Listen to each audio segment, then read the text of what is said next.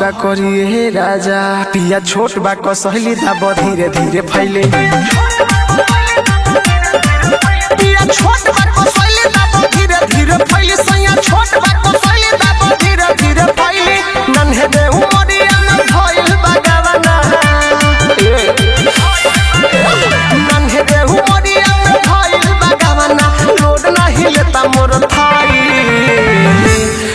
का करिए राजा पिया छोट बा कसहली दाब धीरे धीरे फैले पिया छोट बा कसहली दाब धीरे धीरे फैले सैया छोट बा कसहली दाब धीरे धीरे फैले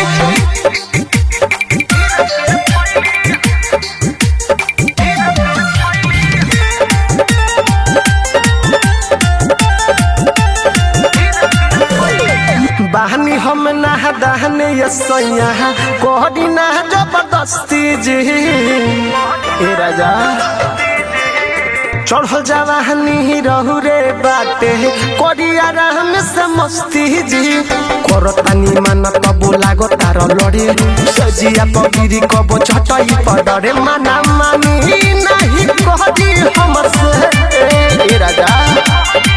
मना मानी नहीं कहदी हमसे लाहे लाहे पाजा में धाई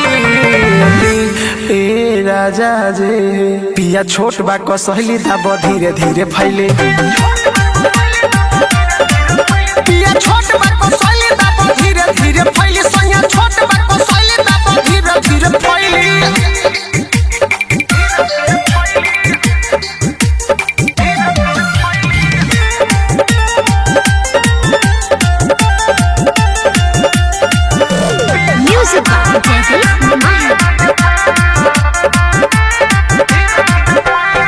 मथल चाहतानी सैया चढ़ल जवनिया के माथा जी हटी है दैया काहे रहुआ बुझत नइखी में हरी के दासाजी सह नहीं पाइब हम सैया सत्यम मुके से राजेशवा के छोड़ जाइब हम सागर संगम कइले बारायती दीपक या जाए कइले बारायती सब धन अपने गवाई ए राजा जे